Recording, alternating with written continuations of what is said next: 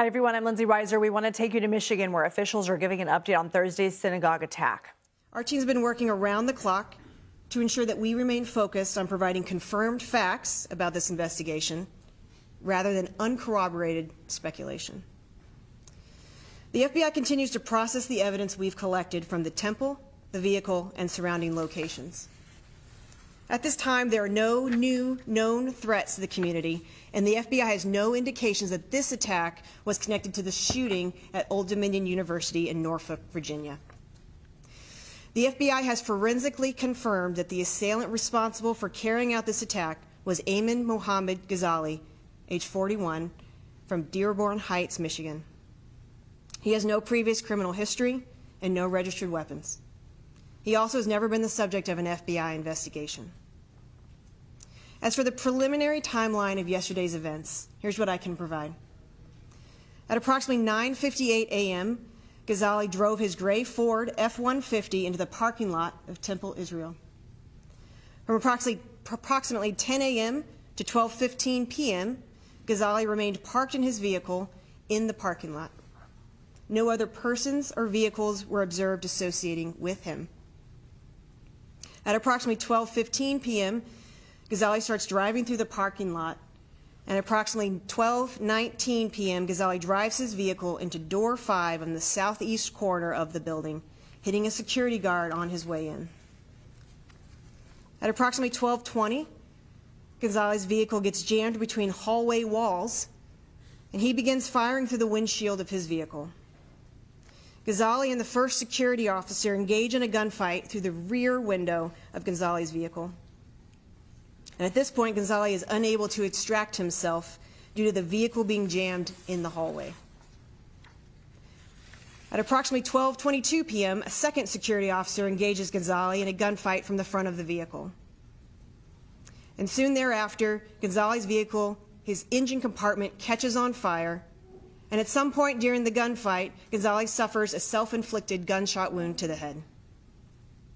In the bed of the truck, we found large quantities of commercial-grade fireworks and several jugs of flammable liquid we believe to be gasoline, some of which has been consumed in the fire. Again, I'd like to commend the teachers and the staff who successfully evacuated the children during this attack. We realize this is a traumatic event for everyone, and as a result, we have set up the Family Assistance Center to provide victim services support and resources here at the J Detroit for any individuals affected by this tragedy.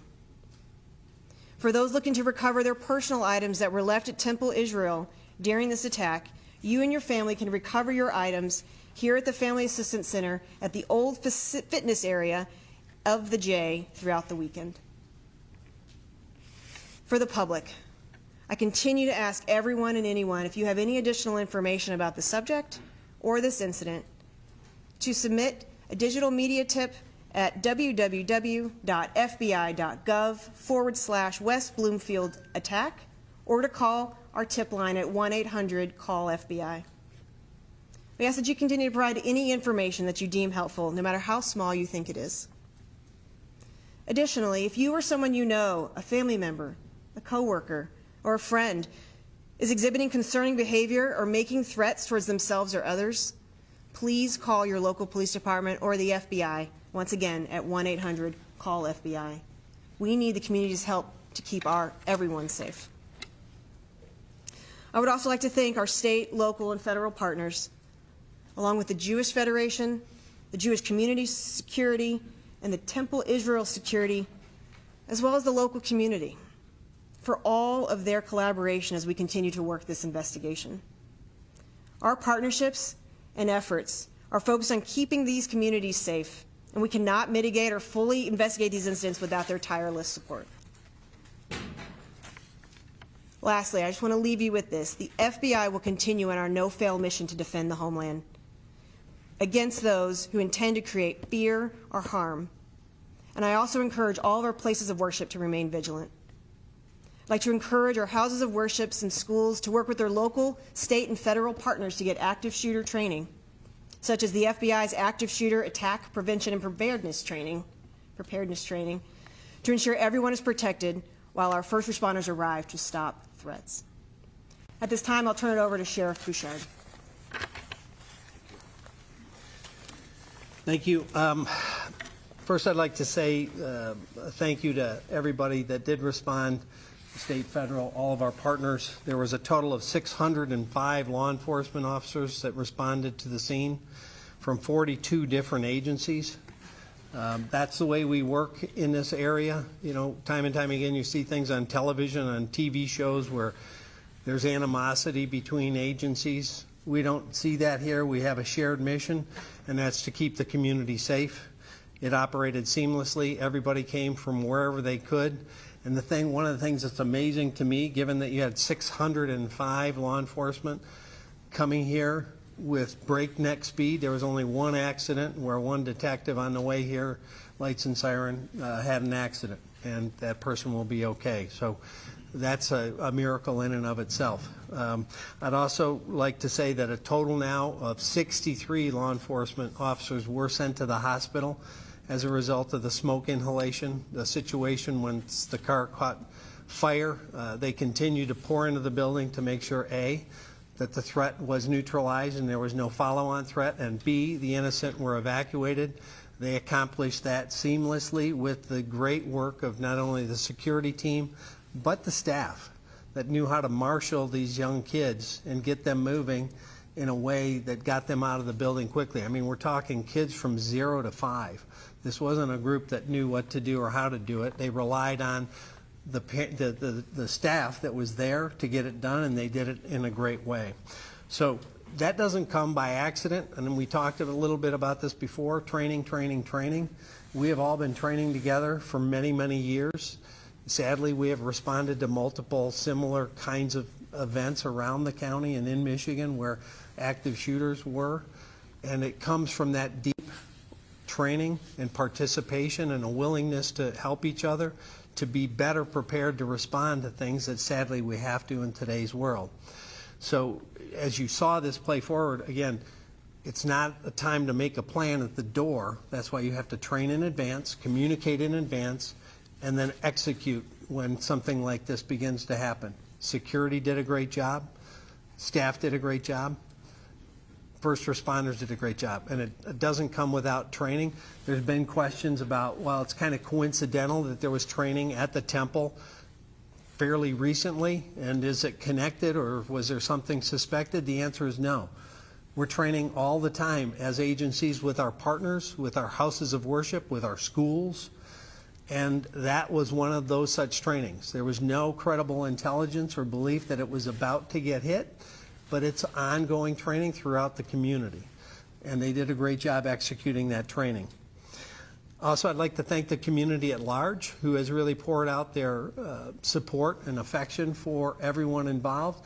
The Jewish community, first and foremost, has been, I think, uplifted and hugged from our community, and that's appreciated and is encouraged. If you know someone in the Jewish community, tell them you're with them. You stand against anti-Semitism. It's not tolerable on any level, anywhere, period. And also I'd like to thank, in addition to all of our partners, the Shenandoah Country Club and the Chaldean community, which served a lot of things, an incident command post and reunification center. They jumped right in and did everything they could and did that day, and they continue to do so to this day. And then finally, everyone here at this facility where we moved on day 2 has been amazing to make the facility and capability and staff available. It's those kinds of things. When you see the worst in humanity, you see the best.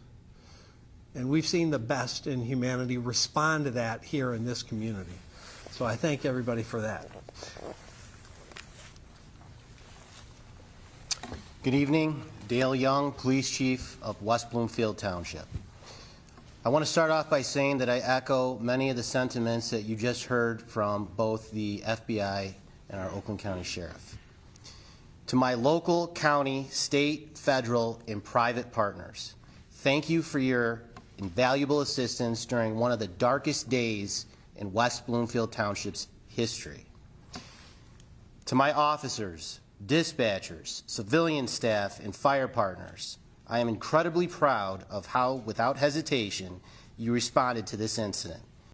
You were pressure tested and demonstrated your readiness and the high level of your ability to respond to heinous acts of violence.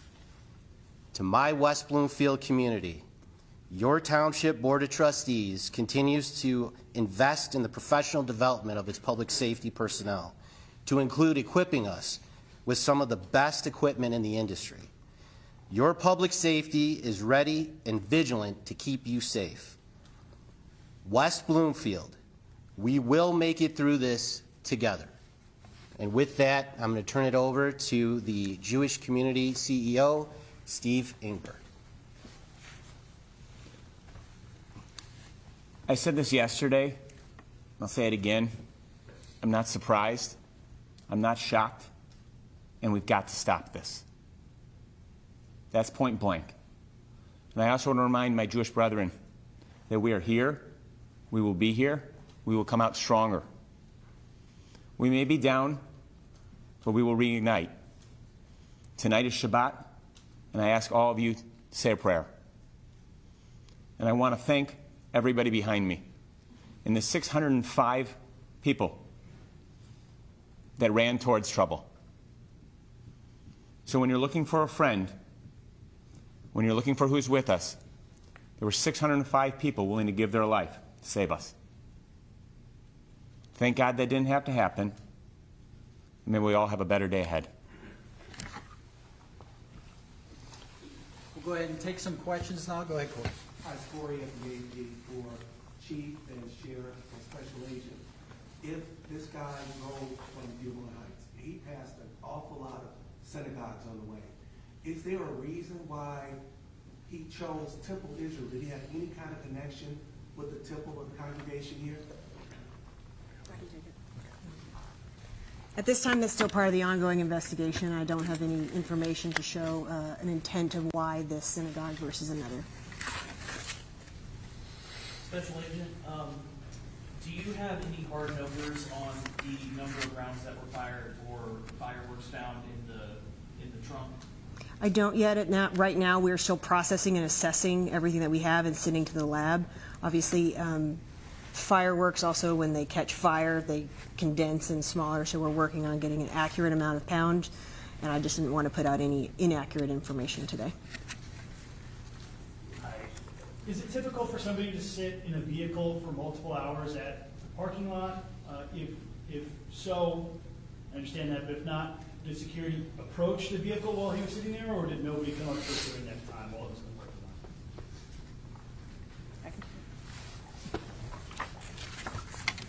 That's part of our investigation as well. Many people, I don't know how to opine right now on his motives, and so I don't want to speculate and give you any information. All I know is that based upon the surveillance footage that we had, he sat in the parking lot from 10 a.m. to 12:15 p.m. and decided to start driving after that. Okay.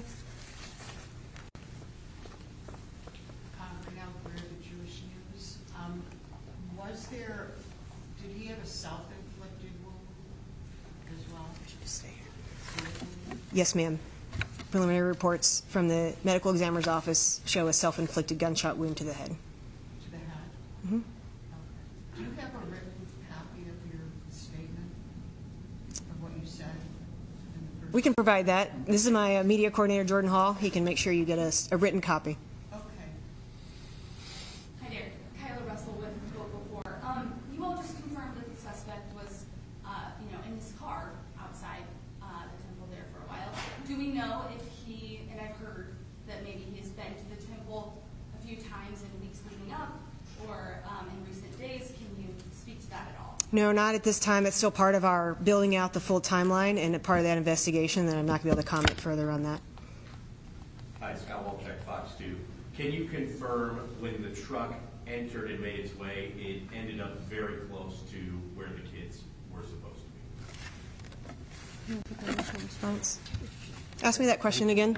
Say that question. Where did the truck end up in relation to where the children's daycare center was? They were in a different part of the building. Okay, different part Yeah. of the building. Okay, thank you. We're told by some Dearborn Heights officials that the suspect recently had family members that were killed in an Israeli airstrike, but there's also reporting family members were members of Hezbollah, which has been, designated a terrorist organization. Do you guys know that or have that information? So we are aware of that information. That's definitely part of our ongoing investigation at this time. I can't provide any additional on that or speculate further.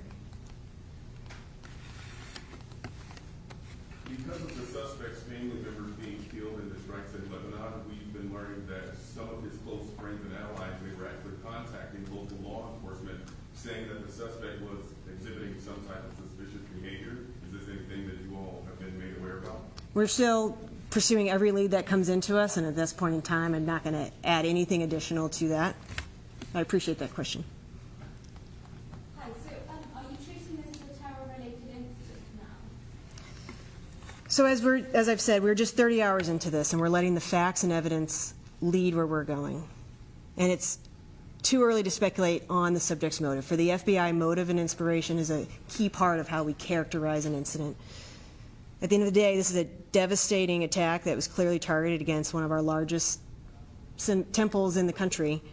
And we're pursuing every lead, and the FBI is working diligently. And when I'm able to provide that information in a confirmed way through the facts and the evidence that we have, we will provide that. But at this time, we're just referring to it as a targeted act of violence until we have further information to provide about his true motive. This is going to be the last one. Tyler Keaton, Civic Center TV. Given the number of religious institutions in West Bloomfield County and Oakland County, has patrol been increased or will it be increased at religious institutions throughout the weekend? Yeah, I mean, we have increased it all across the county. I know Chief Young has definitely done that in West Bloomfield and has been doing it for the days and weeks prior to this, because we've been in communication regularly. And we actually communicated with our partners in Southeast Michigan chiefs today, and the resources are all prepared and all queued up, and there'll be extra attention to houses of worship throughout the region. So if you see police cars there, it's not because something's happening. It's because we want to make sure you feel safe to worship as you have the right to do in this community and in this country. So this is going to be our last press conference for this event here. If we have new information that becomes available, you can find it either on the FBI's social media account, or if it's something that's really substantial, we'll notify you for our next press conference. We want to thank you for your cooperation. You guys have been great during this time period. Hopefully everybody has a great weekend. Thank you. Thanks, Lieutenant. We have been watching officials give an update on Thursday's Michigan synagogue attack. Officials say they don't want to speculate on a motive.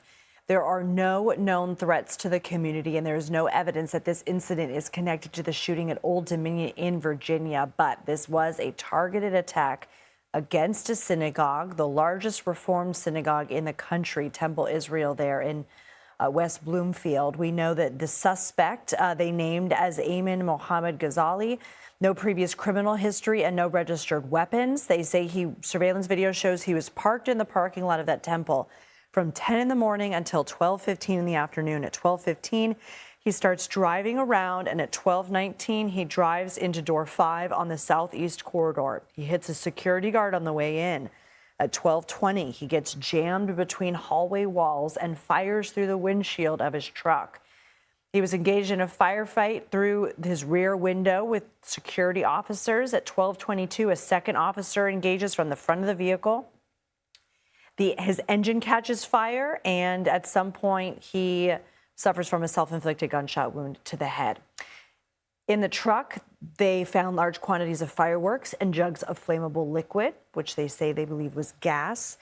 And 63 officers were treated for smoke inhalation. We saw the video of this scene and the plumes of black smoke that were coming out of this window, this building, this complex. We also know that kids ages 0 to 5 got out safely and got out quickly. Now, why this synagogue? That is part of the investigation, and we know that there will be increased patrols across the county at other synagogues and houses of worship throughout the region. Let's go ahead and bring in CBS News national security contributor Sam Vinograd. Sam is also a former assistant secretary for counterterrorism at the Homeland Security Department. Sam, I mean, some really chilling details, probably most notably, obviously, the fireworks aspect of it. We'll get to that in a second. But the fact that he was just in his truck in the parking lot for 2 hours, and they were asked about that, whether he was approached, they say that's part of the investigation. What's your reaction to what we heard? Well, Lindsay, I do want to note this presser occurred as many Jews around the country are heading to Shabbat services. And I'm getting a lot of questions from friends and family about whether it's safe to do so. So I do want to note that. Certainly, what we did learn in this press conference is a brief timeline of the subject's activities. We did not learn whether he was on the radar of law enforcement in the days prior to this attack. We did not learn if he was approached by anybody from the synagogue while sitting in the parking lot. And the reality is that at synagogues across the country, there are varying levels of secure perimeters. And what that means is you establish a secure security presence, a certain level of feet or distance outside of the synagogue. Ostensibly, the entire parking lot should, we would hope, have some kind of secure perimeter, but it's unclear if this synagogue had the capability to really monitor vehicles that were sitting for a long time with passengers in the driver's seat. So that's just an unknown for us. It may just be a limitation in terms of the security resources that they did have on the ground. With respect to the fireworks, which you mentioned, we will have to wait and see what's uncovered in terms of where this individual purchased the fireworks. Well, we do have information about that, because we do know from our own reporting that this suspect purchased more than $2,000 worth of fireworks before the attack. I believe we have some surveillance video, right? It's coming up, Sam, so we're going to be able to see. I believe this place was called Phantom Fireworks, if I'm not mistaken. We should see the name of the business on the video here. $2,000 worth of fireworks that were purchased here. We do have that video? All right, here is that surveillance video.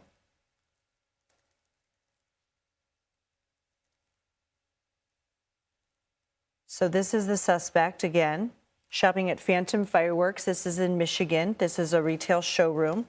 This was, according to Phantom Fireworks, 2 purchases, one on March 10th for $1,369 at 2 p.m.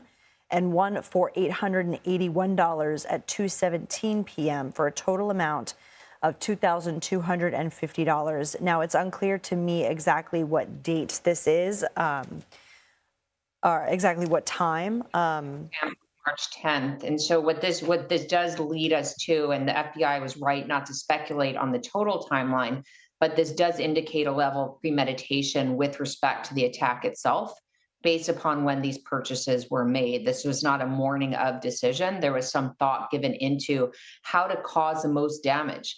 What we don't know, and what is going to be uncovered in the days and perhaps weeks ahead, I know we're all eager for answers, is whether he exhibited suspicious behaviors that were reported to leaders in the community, to law enforcement. Just the purchases of these fireworks alone would not have tipped off law enforcement in any way. I know it's a lot of money, but people buy fireworks relatively regularly, and if not on law enforcement's radar, what certainly might not have been a tip unto itself. So this does give some insights into the timeline for this individual, but the FBI and state and local law enforcement were right not to speculate on his entire radicalization and mobilization timeline, and not to speculate on his motive.